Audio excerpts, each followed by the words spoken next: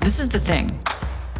Who you choose to hang around with, who you choose to have in your posse, is exactly who you become. Choose your posse wisely. I'm here to tell you that putting yourself first is not selfish, it's revolutionary. Welcome to the Ayurvedic Woman podcast, empowering women to light their lives on fire through Ayurveda, yoga, spirituality, and fitness. I'm going to say this one last time. Stop apologizing. Women do this all the time. They apologize for everything. What are you feeling sorry about? Stop. If you do not put yourself first, nothing else happens.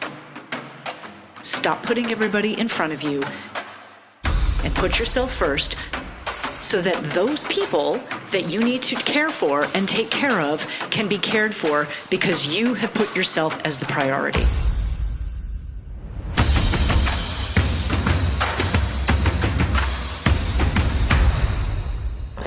Jai Bhagwan, Woman Warriors, and welcome to the Ayurvedic Woman podcast. Jai Bhagwan. I'm your host, Dr. Satyavani, and I got my fabulous co-host here, Prajna Madhavi. And we are laughing our asses off because I am still too short. Okay, look at how, if you're watching this on YouTube, look at how you can see Prajna's full torso. I'm sitting on two blankets, and I still look like a head on a pair of shoulders. Like, this is just ridiculous. I need to do this. Like, here I am. Da, da, da, da, da, da. This is so ridiculous. Anyway, maybe I should kneel on this chair. Stretch my knees out for a minute here. I'll try to do that. But so today we want to talk to you, all of you, about the title of this is Bullshit Vampires. Okay. Love it. And bullshit vampires are people who like to suck your momentum. Mm-hmm. So we just did a podcast on momentum. If you haven't listened to it, check it out because it's pretty damn good.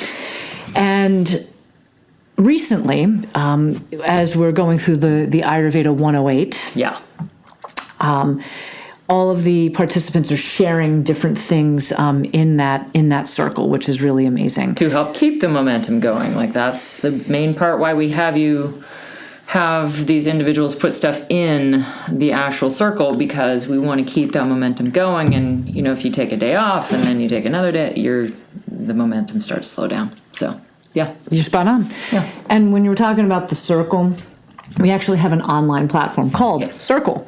And ours is the Woman Warrior Circle. And so that's where we play out the Ayurveda 108, because it's not a fully in-person program. Mm-hmm. But rather an online program. That's why anybody can participate from wherever it is that they are. So in the sharings that have been happening, there have been folks that are sharing things that they're struggling with, etc. The 8 tasks. There's also these huge victories and celebrations, etc. And so we keep the momentum going, etc. And there have been folks that have shared that in their life, as they're doing these tasks, that there are some bullshit vampires who are trying to suck the momentum out of them because, in my opinion, they're fucking jealous. Mm-hmm. Mm-hmm. Yeah. But this is a topic, we can call them, bullshit vampires. We can call them energy vampires. Mm-hmm. They're the folks that are in your life that, as you're trying to change and grow and, create the life it is that you want, they're saying, well, that's bullshit. What the fuck, dude? Like, why would you do that to somebody? I don't know. Like, that right there is like my foundational question. Yeah. Why would you want to suck the momentum out of somebody who is killing it, who is moving ahead, who is trying to better themselves, trying to get their health in order, their energy in order, their mental emotional state in order, their state of awareness and consciousness, their spiritual connection? Like, why would you want to fuck that up? And you know what? I want to punch those people in the face. Yes, you heard me say that. I'm going to throw out one word that we talk about a lot. Fear. Oh. Fucking truth bomb just got dropped right here. Okay, I want you to give me a snippet on that, and then we'll do our wellness check-in. Okay. And then we're going to go back to that. But because I don't want to lose the momentum of that fear. So talk to me about fear. So when you see someone in your life that is trying to better themselves, whether it be, as you were talking, I was thinking about anybody who's tried maybe a diet or like the 108, or you're feeling great about something that you're doing, a class that you're taking, or an education, furthering your education, and then you have these people that in their minds and in their bodies, they start to sense, if they do this, they're going to leave me, or if they do this, they're going to change, and they're not going to be the same person that I've either been able to hang out with, manipulate, whatever, lean on, share in our terrible habits, like eating shitty food. Yeah, what have you. Watching Netflix binges, although I will admit I did binge the American Gladiator Netflix series. It was damn good. It was really damn good. Shout out to Ice. Yes. Ooh, shout out. I digress. I'm sorry. And you're 100% correct. Yeah. The fear factor of, I think the other word that I'll add to that is control. Yeah. If I can't control a situation because I'm afraid of the change, and then it becomes this really, really bad interaction. Fear of losing control. Fear of losing control, fear of it, you're spot on. Yeah. And so therefore I am going to become a bullshit vampire. I'm going to become an asshole.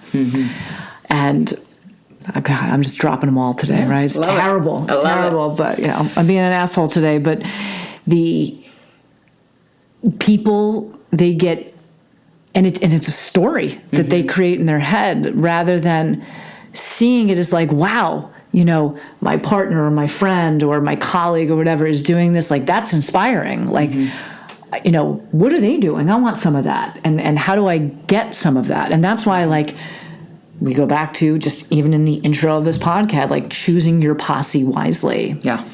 So let's put that on pause for a second. Yeah. Quick wellness check-in. Where are you at? Wellness check-in.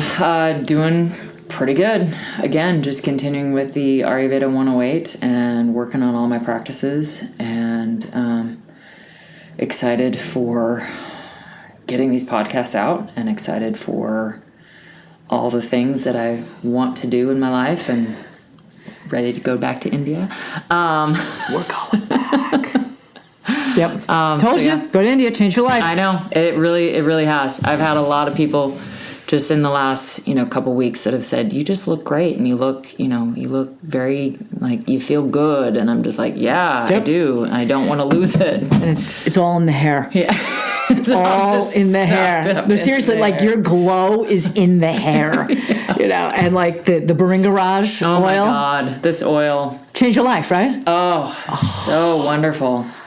Tell us the routine. What do you do? Because for the record, I know that we see Prajna's hair all bunned up, and back in the day, it was always doing the Katniss braid. Mm-hmm. You gotta see what this thing looks like when she takes it down. It's like, it's a lot of hair. It's Rapunzel hair, man. Yeah. Huge. So at night, and usually it's about every third night, I'll actually put it in the scalp, but you put just a little, you don't need a lot, but you just put a little oil in the fingertips and in the hands, and I just kind of massage the scalp and all of that, and then, just put it through all my hair, and the smell is so great. Just reminds me of... It's a little nostalgic, right? Oh, so nostalgic. Reminds me of the Abhyanga massages and the Shirodhara. Stop! Just stop. That first time that I experienced this oil, like, it just brings that back. Well, when we went to Rishikesh and we went to the Tattva, the organic store, and you're like, I need to find that hair oil. I'm like, I know exactly which one it was.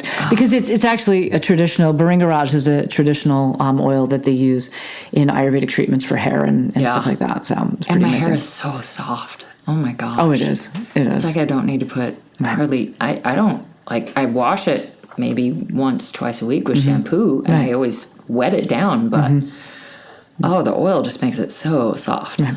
This is the bonus, though, that people don't realize, and this is why Ayurveda is so powerful. that when you put oil in your hair, specifically something like Baringa Raj, which is very specific for the hair, it's the added bonus is also how it soothes the brain, because that oil is going from the hair follicles into the brain and calming, whatever speedy thoughts or whatever vata, energy that's in there. So for folks that like deal with things like anxiety or whatever, like I'm a huge proponent in dealing with or finding really nice natural remedies to deal with anxiety. Hair oil, huge, because that literally is a direct delivery into the brain that just calms it, soothes it, nourishes it, and is like, hey, everything's gonna be okay. Yeah. So you get that added bonus. And I know you told us that, the whole body oil massage, all that, and get it in the hair, but boy, not until I had this oil. Yep. Did I really be like, I gotta get this in my hair. Yep. And not till I went to India and had the experience. I was just like, I gotta have more. Are you running out already? No. Okay. No, I'm just using. I'm like one little bits as long as I can. Little bits. Maybe that's when I need to go back to India. I think so. I think when you run out of oil, that's when we buy a ticket and we just go. Like that's what we're doing. Why are you going to India? I got to get the hair oil, right, because you can't get it any other way. No. And it's actually very, very authentic. Yeah. When you get it from there, which is awesome. Yeah. So I'm excited for you. So how about you? Check in. Great. How's Marrakeshi? Oh, Keshimoto dragon, our little creature. It's been a rough go with him. He has, I think we have found with the vet that he has IBS. Like, oh, little guy. And I think and it's caused some stress in the house just because he doesn't feel good. We want him to feel good, and he also just has this, super playful spirit. And so it's been a little stressful with that. The good news is that he's not getting sick for consecutive days in a row anymore. So, and the vet said, like, that's going to take time. Like, we had 3 successful days where everybody slept through the night. He ate a little bit. All of his little bodily functions were doing well, et cetera. And then the 4th day, he got sick. And so I think, I still think that there is momentum. Yeah. And that there is hope, because he, the days in which he's getting sick are expanding out. And that's what the vet said. The vet said, you got to give this probably 30 to 60 days so that it goes from him being sick every night to maybe just twice a week to once a week, and we just kind of get it down, et cetera. So, and we're trying to get Christine Souza, shout out Christine. Yeah, Woo! Christine. To come over and do some pet psychic intuitive energy stuff, because she did it with bonsai, and she did. Turned out to be really helpful. Awesome. So King Bonsai. Yeah, King Bonsai, right, exactly. So we have Prince Kesh and King Bonsai, because we don't have children, so these are our children. Yep. So there's been some sleepless nights. People wonder about that. The last time I talked about bonsai, they're like, they do that with her dog? Yeah. Like, does she have kids? No. No, that stroller is for my dog. Exactly. There are no children involved in this. Prince Cash, he just wants to go out. He loves being outside, and we can't give that to him right now. And that makes me sad, because you can see that he's sad. But we just can't, because we have to get this thing under control first before. So it has an energetic impact on the house. I mean, pets do. Yep. Pets have an energetic impact. They feel your energy. They bring their own energy. They're mostly fire element, because they've got that movement, etc.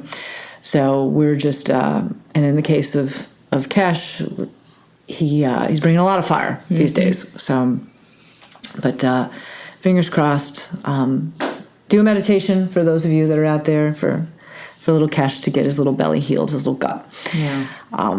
Other than that, I feel like that there is momentum with training. I'm getting ready to test in about 5 or 6 weeks for Krav level 3. So shout out to my Krav peeps at Krav Maga Experts, August Ritter, best trainer on the planet, and Nan Gomez, phenomenal instructor. And so we're trying to get that tied in. So on October 21st, I will be getting the shit kicked out of me, and we'll see how well I can defend myself and also be on the offense. So it's a big one because... I'm excited for you. Thank you. It's a big one because, as you know, because you tested level 1, it's upper body, defenses and offense. Level 2 is just lower body. Although you have to repeat level 1 and level 2, etc. But level 3, you throw everything into the pit, and I just feel like a totally dyslexic, person. No offense to the dyslexic community. My dad has dyslexia, but I'm like, oh my God, like what's happening? And in a private session recently, it was just like, the strikes are coming and the kicks are coming. Like, oh my God, I don't know how to do this. Like, what is happening to me? And finally, you just wind up laughing at yourself, and you're like, I'm just going to get the shit kicked out of me, and that's how it goes. But good stuff. Good stuff. And the book tour is starting, so that's exciting. For those of you that may be interested in the Pain to Power book tour, I've got some events that are happening in Idaho and some that are happening in California.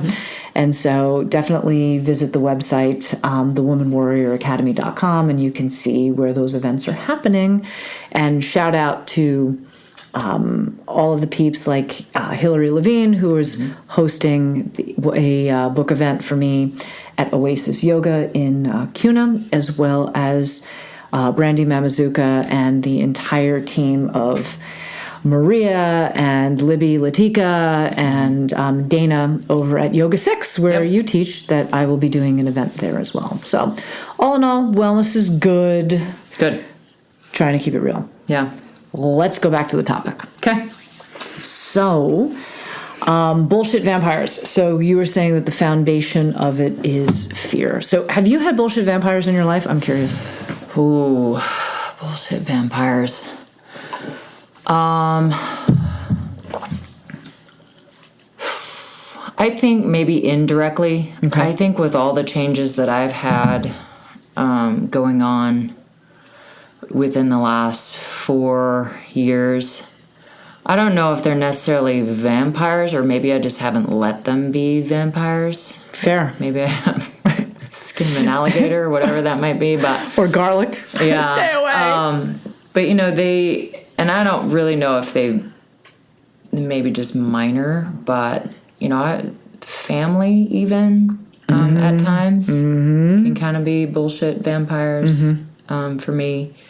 Certain friends, and some of that, I would say fear. Some of that was also just misunderstanding, like just not understanding it. Right. So lack of knowledge, or which then creates fear, I think. Yeah. So, yeah. How about you? That's interesting. Before I respond, the idea of lack of knowledge. So pulling this back into like the Ayurveda framework, the lack of knowledge, which we call ignorance, and it doesn't mean that people are unintelligent. Yeah, they're just unaware. I mean. They're just unaware. And so there's kind of two pieces to that. There is the ignorance piece of it, just lack of awareness, which is a kapha imbalance, where that earth and water elements get so heavy that it just drags people down, where they just don't have any consciousness or awareness around things. The other side to that is this idea of who is responsible for the education of those individuals who, right now we're coining as bullshit vampires. And the reason why we're calling them bullshit vampires is because we've had people in the 108 who have had experience with people who are just like, yeah, go ahead and do your bullshit. And as these folks are trying to improve their lives, they've had people who are just like, whatever that nonsense is, whatever that bullshit is, like, go ahead, and do that and, whatever, in this very passive aggressive kind of way. Yeah. So hence the title of the podcast today. but going back, to that question, it's like, who is responsible for educating those folks? Like if you're doing something and I will say that I'm the bullshit vampire and I'm just like, yeah, good luck with that bullshit, etc. And you discover, because you're an enlightened being, who is creating awareness and consciousness in your life through these practices. Is it your responsibility to educate me, or is it my responsibility to ask the questions to educate myself? Yeah. No, it's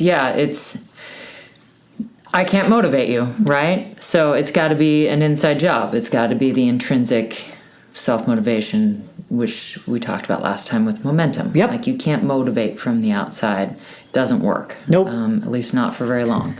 So, or it keeps having to be fed by something. So, which only causes disease. Yeah. So it does have to be an inside job and being inquisitive. And I've had those people in my life that have asked those questions. And I think starting out, I wasn't quite sure how to answer them. But now I'm very truthful and just answer what I feel and what I think is right. And if I'm in a space now where, like, if they don't like it, okay, well, don't care. Like, isn't that a great space? Yeah, I love that. Like, space.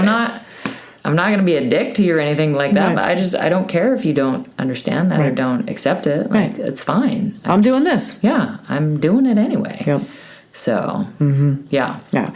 I just wanted to clarify that because I think that there are a lot of people, but specifically women, who, and this is where codependency comes in. And I know we've touched on codependency before, but I think the bullshit vampires stick around because a lot of women in this example, because we're in the women empowerment field here, that they feel compelled to educate the person who is being the bullshit vampire to them, instead of just continuing to do what it is that they're doing to propel their lives forward.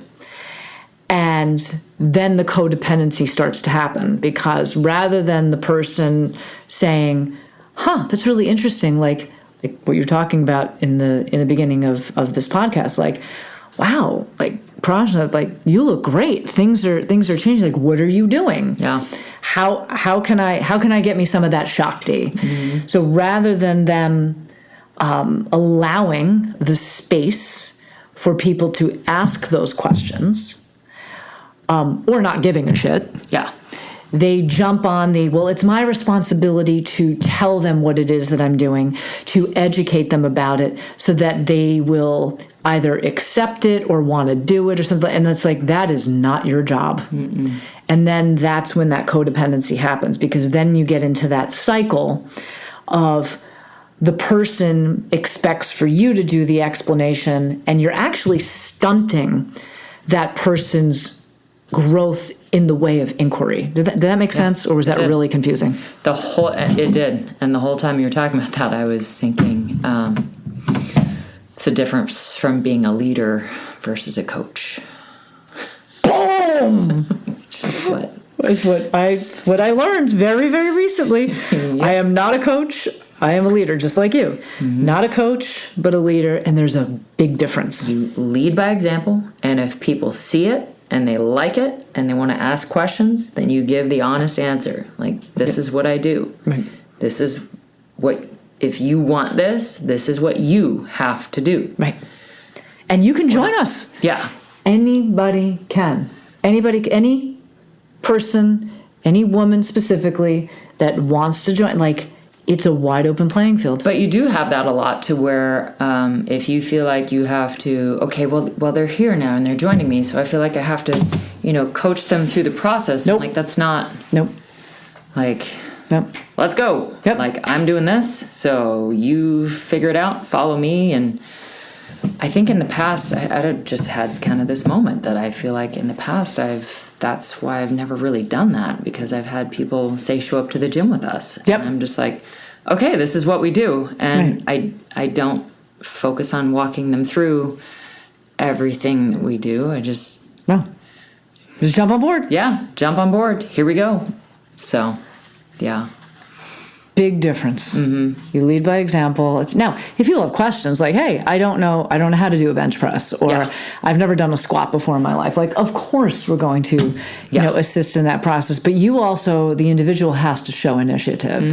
And I think that's why we call them bullshit vampires, is because they're actually full of shit. A lot of these folks are just like, oh, well, they're very good at criticizing or critiquing or saying or calling what you're doing, oh, well, good luck with that bullshit, like enjoy that, etc., in this very passive aggressive or just aggressive way. And rather than just ask questions. I remember watching one of those episodes of Ted Lasso and the dart game. For those of you that watch Ted Lasso, and he has the dart game with Rupert, and he talks about the whole Walt Whitman quote of, be curious. It's like, what if people lived that way? Like, I'm just really curious about what it is that you're doing. Like, it may or may not be for me, but like, what is it that you're doing? Rather than we automatically kind of come out in attack mode. Like, and it's very interesting to see how it plays out, especially amongst women, and I'm, as you know, like, huge fan of women. We want to empower them. We want to pump them up, etc. And there can be some catty fucking bitches out there that are just like, well, you're succeeding, and so I'm going to do what it is that I can do to kind of knock that down, or I want you to feel sorry for me, or whatever. And they do these other kind of passive aggressive things that are just like, well, that's great that you're doing that, but I'm not going to participate in that, or I'm not going to live up to my potential. Because that's what that's telling me. Like, you're telling me you don't want to live up to your potential. So there are the bullshit vampires who kind of attack and are like trying to suck your momentum away from you in a direct way. And then you've got these bullshit vampires who are just like, well, I'm going to take the higher ground. I'm going to pretend that like what you're doing is like, well, that's not really for me, et cetera. And it's like, actually, you know what the fuck you're doing. Like, deep down inside, like, you're unhappy with A, B, C, and D, and you see other people succeeding, and you're afraid, this goes back to the fear factor, that you don't have it within you to be able to achieve that. So instead you pull back and you kind of like passive aggressively make fun of or critique what it is that others are doing. Yeah. Does that make any sense? No, it does. It does. Yep. And we see that manifesting itself in many avenues, where I see it in school all the time. Just what students talk about, like, here's a donut. Oh, yeah. Here's a donut, or, I have this friend who we got in this huge fight, and she's blasting everything on social media about me, and there's just so much of it coming from all angles, and it is, what I told that student in particular is like, you can only control what you can do, and that's, you can't control what other people do. This is your domain. Yeah, and that's it. And again, they're probably doing a lot of that out of some sort of fear or lack of control or loss of control. Yep. So it happens in a lot of different ways. So solutions. Yeah. Solutions to or suggestions in how to deal with bullshit vampires or emotional vampires, or however it is, the ones that just suck the momentum out of you. Do you have a suggestion on how to deal with that? Oh boy. I have a few, but I'm curious what you have to say, because it's way cooler than what I have to say. So. With me, and I don't think I've had major bullshit vampires, or maybe I have, and I'm aware of it, but I don't want to say that I don't care. I just... Really? Because, I don't. Okay. Maybe that is it. Which you don't have to have the same response. No, like, I literally do not give a shit. You're onto something there. Yeah. I don't care anymore, because I think I have found my group. of people who want the same things that I do. Bingo. And so those bullshit vampires just kind of fly away. See the sun. Go see the sun. That's fabulous. In my mind, anyway. Right. Not like literally, but in my mind, like they dissipate. They're out.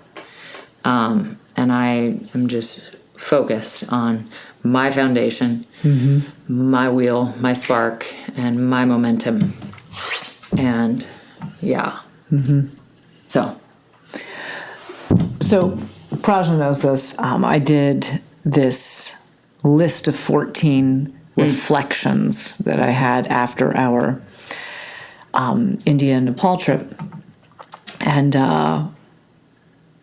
as it relates, to this particular topic, one of the things that, and actually there's a gal in AWP2 who's working with this word as well. Shout out to Amy, Karen.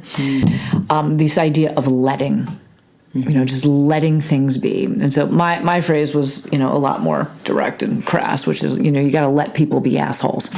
And I actually had this discussion with the great Casey Scott. Shout out Casey. Woohoo! Gold Star Astrology.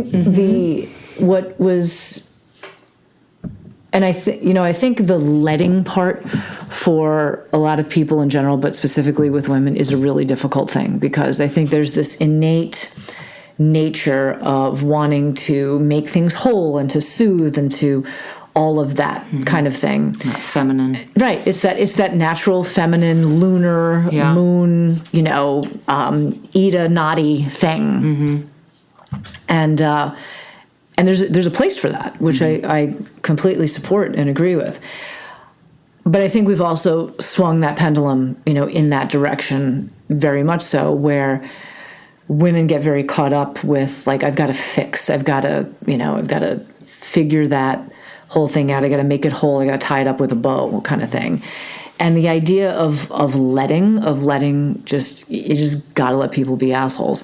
And I think what you just said kind of feeds right into that, because if you just allow people to be in their drama, etc., and you are just focused on your own momentum and your goals and all of those things, eventually those vampires do fly away, or they do go see the sun, because you're not giving it oxygen. And I think there's a lot of power in not only letting, but also detachment. If we work our detachment game, because that was one of the other reflections that I have, like, my detachment game is getting really high, because as you start to change, as you start to affect people's lives, as you start to lead by example and be a leader and move from being a coach into being a leader, a lot comes in your direction. And you get a lot of, finger pointing and, picking at things and critiques and all of that kind of stuff. And that's not drama. That's just kind of human nature. People are just like that. So building your foundation of a detachment game of just like, I really don't give a shit. And I think it comes with experience and age and time, but it's also something that can be learned. Yeah. One thing that I would add to that as well is boundaries. Setting boundaries. I think that's something that I in general have been pretty good at throughout my entire life. You're really good at that. You're really good at that. It's like a wall with a moat, maybe, rather than a boundary, but no moats, but yeah. So, I get a lot that, you're very stoic, you're very, and I think a lot of that is I just have boundaries. I don't let stuff doesn't get to me as much because I don't let it get that close. Yep.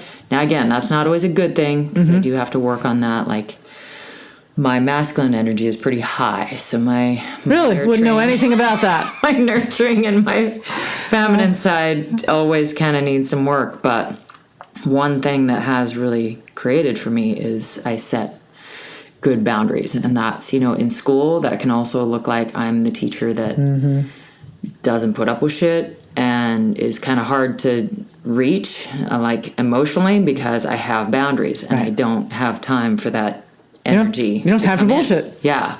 I don't have time for that. I'm way too focused on what I need to get done, and I don't have time for your drama and blah, blah, blah, blah, I'm sure in relationships that's definitely been something that, the boundaries as well. But, so boundaries, I think, are another big one there. Yeah.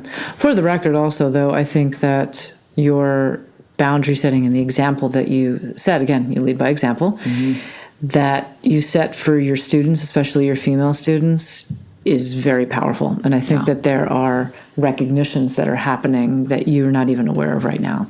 Like, there are going to be some really strong women that are going to come out of your classroom, and it might not, you might not ever hear about it, or it might come 10, 15 years down the road that it's just like, hey,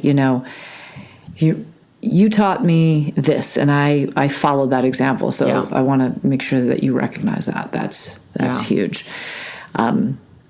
Boundaries is a huge thing. And I think that boundaries are supportive of the individual who is working with the momentum and going forward. And I think that if you're trying to capitalize on your momentum game as well as your detachment game, boundaries are a foundational principle with that. And that should be something. And I think a lot of folks who talk about creating boundaries for themselves, I don't necessarily know if they've done a deep dive into that. A lot of people think that a boundary is just, I'm going to say no to this person, etc. There's also a Shakti that goes with that like, if you create a very strong boundary, people know to not even ask. Yeah. You know what I'm saying? Yes, I do. They know to not even ask something so ridiculous, because then you don't even have to say no. It's just like, do you see my face? Like, what part of this? I see it coming, don't do it. Right, exactly. Like, well, and that's the thing. Like, when you have very strong boundaries and you have momentum and the energy bullshit vampires are away from you, it's like you can see that coming 100 miles away. It's like, dude, I already know the story, so I'm going to stop you a half a mile back. So, like, we don't have to do this kind of thing. So, yep. So, boundaries, detachment game, letting things be. 3 great things to use if you are dealing with bullshit vampires, etc. And I think one of the last foundational principles of that is you got to know who you are. Yeah. That is the foundational piece. Like, who am I? And like, we practice that constantly in the Ayurvedic Woman program and all of the levels, level 1, 2, and 3, because it always comes back to that question. If you don't know who you are, bullshit vampires are going to suck the fucking ojas and the prana right out of you. They'll suck the life out of you. They want you to be who they want you to be. Bingo. So very true. If you don't know who you are, you're going to be whatever they want you to be. Yep. And you will steer in that direction. Because if you're constantly worried about, like, well, I don't want to offend this person, I don't want to, and what's really interesting about that is, like, as you start to establish who it is that you are, the people that don't need to be in your life will just float away. So, yeah. Gave you the tips. Yes. Gave you the tips dealing with bullshit vampires. And for all my sisters who are in the 108 who are dealing with bullshit vampires, fuck them. Get them out of your life. Get them out of your life. Yeah. Whether like figuratively or literally. Spending way too much energy dealing with that. Right. It's just energy that could be onto something else. Yep. That can help you grow, that can help you benefit, and also help the world. You know, like this is larger mission stuff. This isn't, this isn't small town stuff. We have to look at the larger picture of like how we lead by example and what that looks like and how that energy goes out into the world. So you got to know who you are. Fuck the people who aren't on board. You don't need them anyway. And that's about it. All right, we got the card today. Card. In honor of the bullshit vampire, we decided to bring back the Kali Oracle card. So Kali, the goddess of destruction, but destruction in a really good way. Like, she gets shit out of your life. Kali Ma, she and Shiva are kind of like our homegirl and homeboys on this. What is the Kali card today? Okay. What number is it?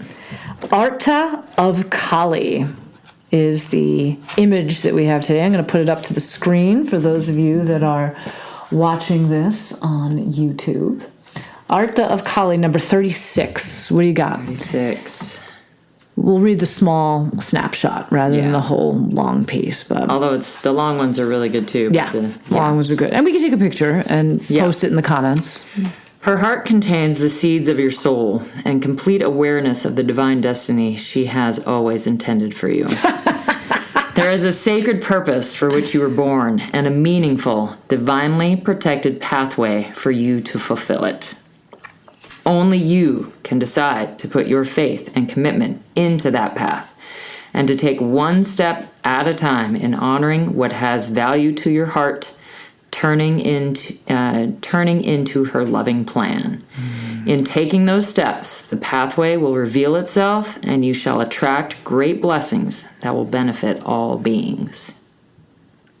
And get rid of the bullshit vampires. And get rid of the fucking bullshit vampires. Seriously, like this is spot on. That's really good. This is what happens, like, with the Shakti effect. This is what we do, and like all of a sudden, like, the right card comes. I mean, this is really defining, like, figure out who you are, know what you want, know what you do, and the rest will fall into place. Those bullshit vampires will disappear. Gone. Oh, this is a good one. Love it, love it. Yes. Any final comments or thoughts, my sister? Just looking forward to more of these. Same It's really here. fun. Love it. It's good stuff. Yeah. So, folks, book tour, Pain to Power, starting this month.